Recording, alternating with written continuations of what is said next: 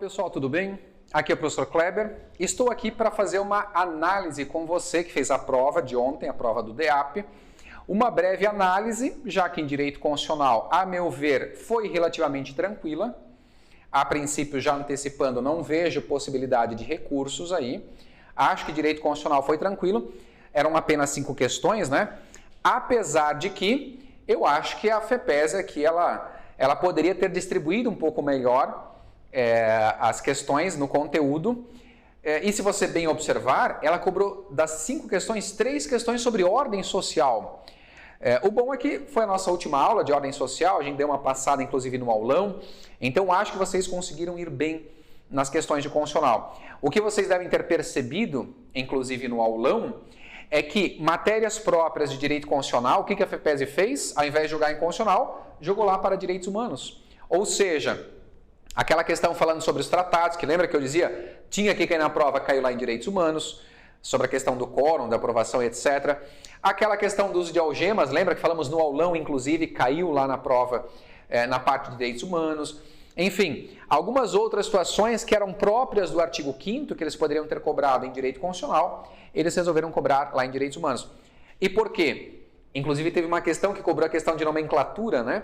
Porque no fim das contas, os direitos fundamentais, eles são direitos humanos. Por isso que a expressão direitos fundamentais e direitos humanos são termos equivalentes. A questão é que a expressão direitos fundamentais, ela é utilizada para aqueles direitos que estão positivados na ordem interna de cada país, nas constituições de cada país. Quando esses direitos vigoram no plano internacional, aí a nomenclatura é direitos humanos. Inclusive teve uma questão, se você olhar lá em direitos humanos, que cobrava isso. Também falamos rapidamente sobre a questão das gerações, uma questão um tanto polêmica, a professora Thaís já deve estar orientando vocês quanto às gerações, mas falamos rapidamente da questão do meio ambiente, direito fundamental de segunda geração, que apareceu lá, inclusive que era que deveria ser marcada naquela questão lá em direitos humanos. Também eu lembro que lá em direitos humanos caiu uma questão que você tinha que responder a questão também de nomenclatura, que os direitos são normas de conteúdo declaratório, enunciativo. As garantias são normas de conteúdo assecuratório, instrumental. Inclusive tinha slide aqui no meu material tratando da matéria. Então, assim, pelo menos umas 4 questões, eu lembro rapidamente ter visto lá em direitos humanos. Quem assistiu às nossas aulas em direito constitucional também resolvia lá em direitos humanos. Mas o nosso foco vai ser, em direito constitucional, uma análise das 5 questões que foram objeto da sua prova. Então, a questão de número 41, foco total na ordem social. Como a gente falou, das 5, 3 foram sobre ordem social. Vejam, ainda que talvez uma ou outra assertiva você tivesse ficado em dúvida, porque a ordem social ela é relativamente extensa, né? E aqui a FEPES, cada alternativa, ela cobrou um ponto da ordem social. Mesmo que você tivesse alguma dúvida, você, em alguma alternativa, né? A correta você sabia. Você sabia, inclusive, no aulão eu chamei a atenção. Essa aqui foi dada no aulão, que é a questão do dano ambiental, lembra? Quem causa dano ambiental, seja pessoa física ou jurídica, está obrigado a reparar. Responsabilização, tanto na esfera civil, administrativa quanto penal. Responsabilidade objetiva, além da obrigação de reparar o dano causado. Lembra que falamos isso no curso, inclusive no aulão? Pois é, a resposta dada era a letra E. As condutas e atividades consideradas lesivas ao meio ambiente sujeitarão os infratores, seja pessoa física ou jurídica, a sanções penais, administrativas, independente da obrigação de reparar o dano causado. É o artigo 125, esse aqui é o parágrafo 3º, salvo engano, bem cópia da Constituição.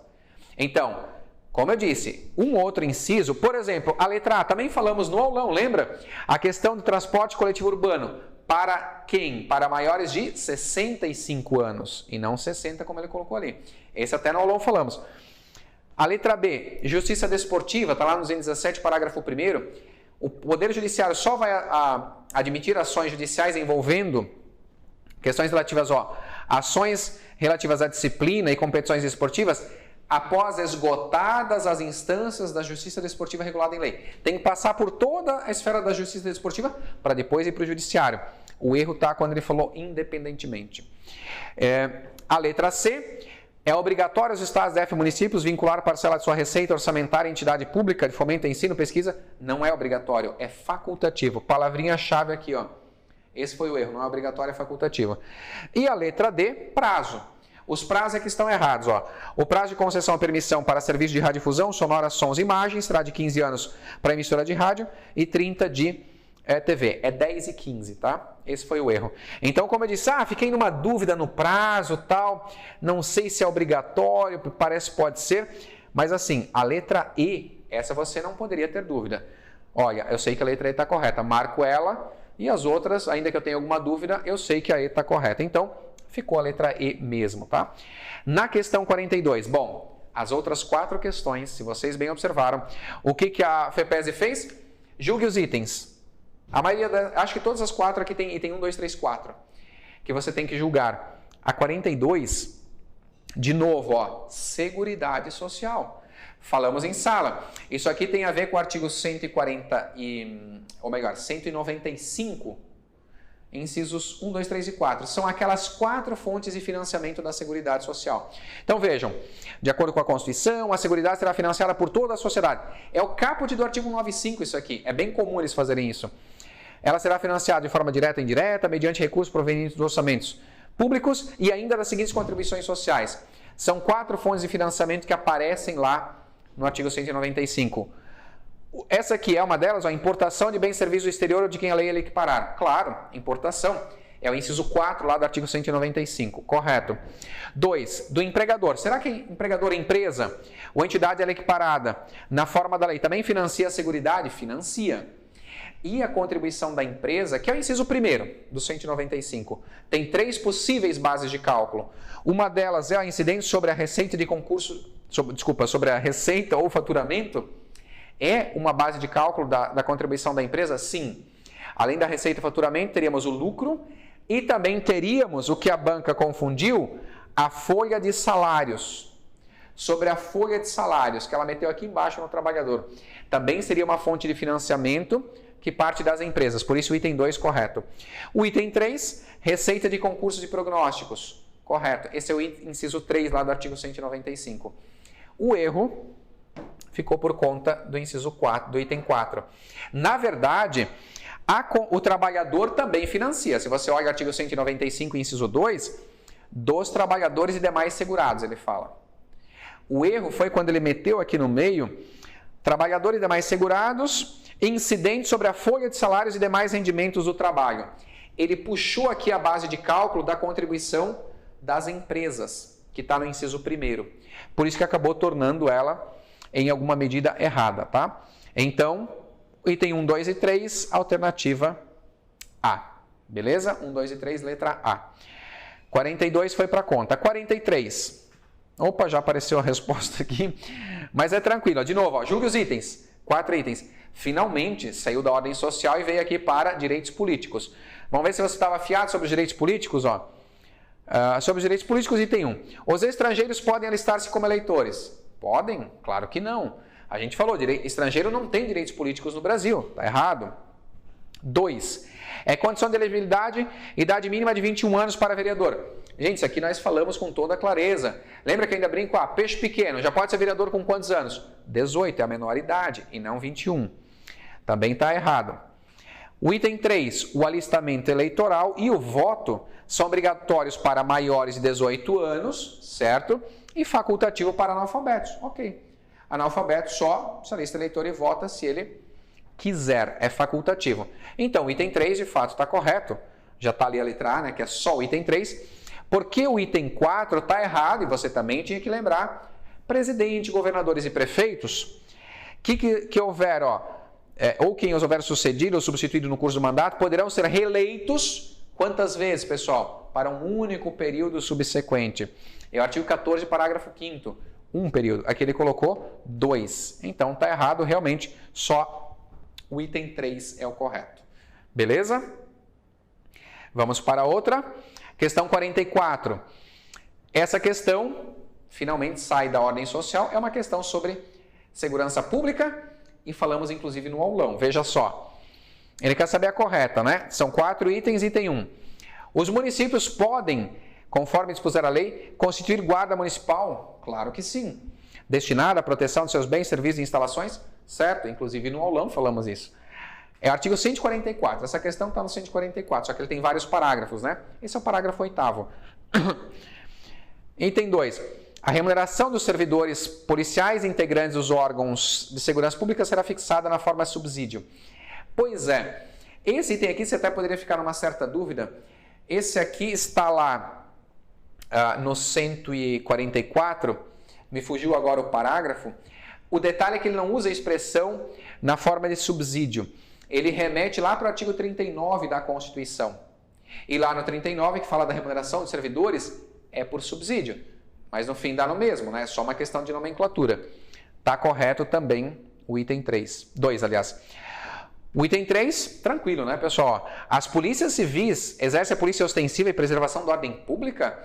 Não, polícia civil é polícia judiciária e infração penal, exceto as militares. Polícia ostensiva e preservação da ordem pública é a polícia militar. Essa aqui você também tinha que saber, tranquilo.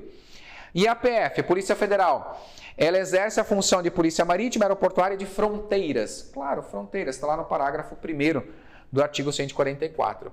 Então aqui, itens 1, 3, ou melhor, 1, 2 e 4. Letra B de bola. 1, 2 e 4, letra B.